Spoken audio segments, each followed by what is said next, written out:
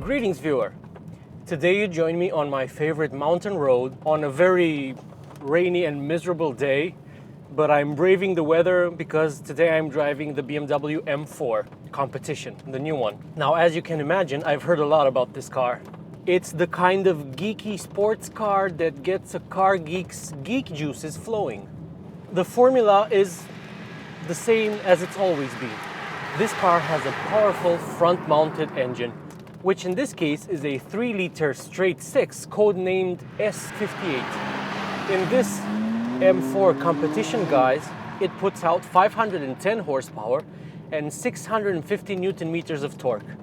But even though it has a lot of torque low down, you really start feeling it at just under 3,000 RPM. And then it's delivered constantly all the way to 5,500 RPM. Peak power is achieved at 6,250 RPM.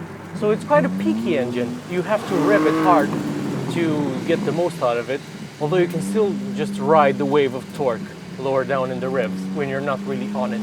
In other words, for just day-to-day use, this engine is very torquey and it's very easy. One big change with this G82 M4 is the fact that it no longer has a dual clutch transmission. BMW has opted for a revised version of the 8-speed that it uses in all its other offerings. As you can imagine, it gets special tuning and you can still adjust the gear change severity with this button here, but it is no longer as instant. This makes it a more usable car for day-to-day driving, but it also means that its hardcore edge has been lost somewhat. You can still opt for a manual transmission, but not in the 510 horsepower competition model. You can only get that in the 480 horsepower non-competition model. Apparently, BMW was not able to fit this competition model with the manual gearbox because it just can't take the torque. This new M4 is also 100-ish kilos heavier than the car it replaces. My tester today, for instance, weighs around 1,740 kilos. But really, from behind the wheel, you can't really sense the extra weight. As with previous M offerings, you have a lot of adjustability in this car. So for instance, you have 3 settings for the powertrain, Efficient Sport and Sport Plus. The suspension also has the same 3 settings, although the first one is Comfort. You also can adjust steering and brakes. I don't know why you would have less sharp brakes, but thankfully you can configure these settings and then save them via these 2 M buttons on the steering wheel.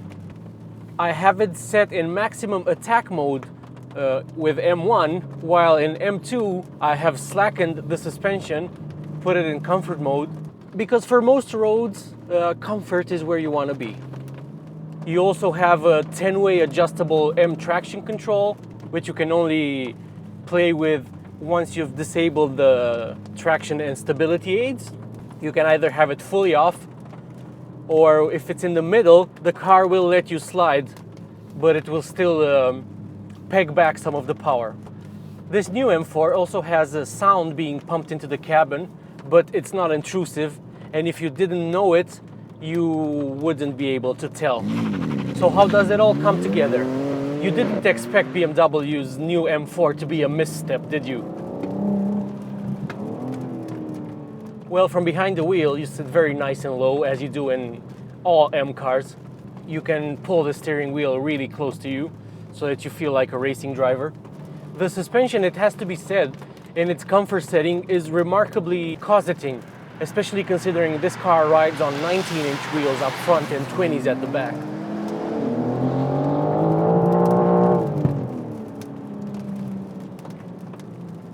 You obviously can't expect it to have that much traction on a day like this. The car is equipped with the Michelin Pilot Sport 4S tires. Now, in these low grip conditions, you would really want all-wheel drive, and for the first time ever, BMW does offer an M4 xDrive. That car drops the claimed sprint time by almost half a second, from 3.9 to 3.5 seconds. And you can understand why, because this car really can't put all its power down unless the road is bone dry. And even then, it feels like it limits torque in first and second. You only really feel the full 650 Newton meters from third gear onward. I wonder if it's pegged back in the same way for the all-wheel drive variant. The engine is absolutely phenomenal.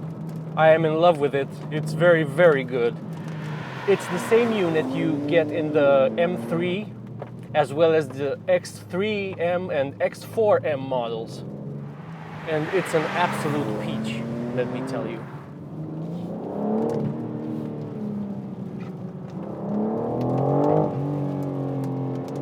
Watching other people's reviews of this car, many seem to have mixed feelings about the automatic gearbox in place of the dual clutch. And certainly something has been lost. It doesn't feel quite as hardcore as previous iterations of M4. But it honestly changes quick enough. And I was afraid it was gonna hesitate when you wanted downshifts.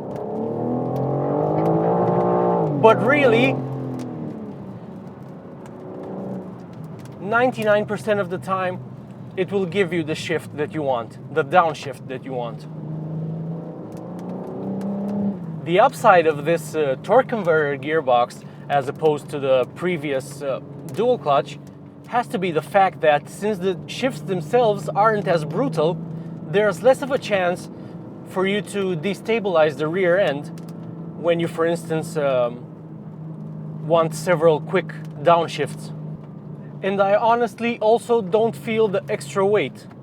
This does not feel like a 1.7 ton car. It honestly does not. Although BMW are masters of disguising their car's actual weight. If you've driven a 5 Series, you'll know what I'm talking about. Some 5 Series examples, for instance, they're almost 2 tons. But they would still be at home on this very twisty mountain road. This M4 is truly a special car, even with the new gearbox, even with the extra weight, even with the sound being pumped through the speakers and the particulate filter that takes away some of the noise that you hear from the outside. It takes away some of the raspiness of the exhaust. But from behind the wheel, this feels like a weapon. And it feels very, very special.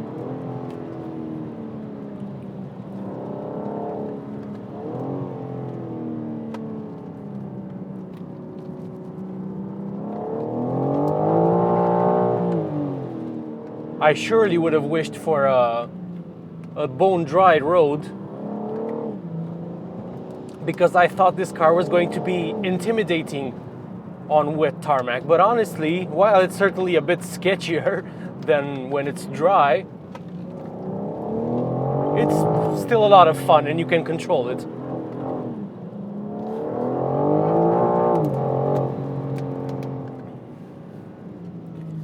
There is honestly little to criticize about it. It is the same M4 formula that you know and love, but it just has a little bit of a softer edge when you want it to have it. And since you buy a car like this to use it every day, even if it's the competition pack model, which frankly is kind of uninspired in a car that has electric seats and it's filled with gadgets. Like, sure, you do get a carbon roof, but really, does it save that much weight? So if you wanted to buy an M4 but weren't sure with the grille and the gearbox and everything else, you can just buy one. You won't regret it. And I didn't even talk about the way it looks, and I'll quickly go through it. I think it looks phenomenal. It looks better than the old car. And the grille is very fitting. Like, not everyone is going to love the grille, but once they see it in person, it will definitely grow on them. Some things I don't like about the exterior are the details in front of the grille, those little indentations in the hood, as well as the shape of the mirrors. I liked the previous M-style mirrors better. But other than that, I like its wide flanks, I like the design of the rims, I like the shape of the headlights, I like its stance, I like the way it sits on the road. Even if maybe the front wheels do look a bit lost in the arches, they're still 19s after all. But it's a great car.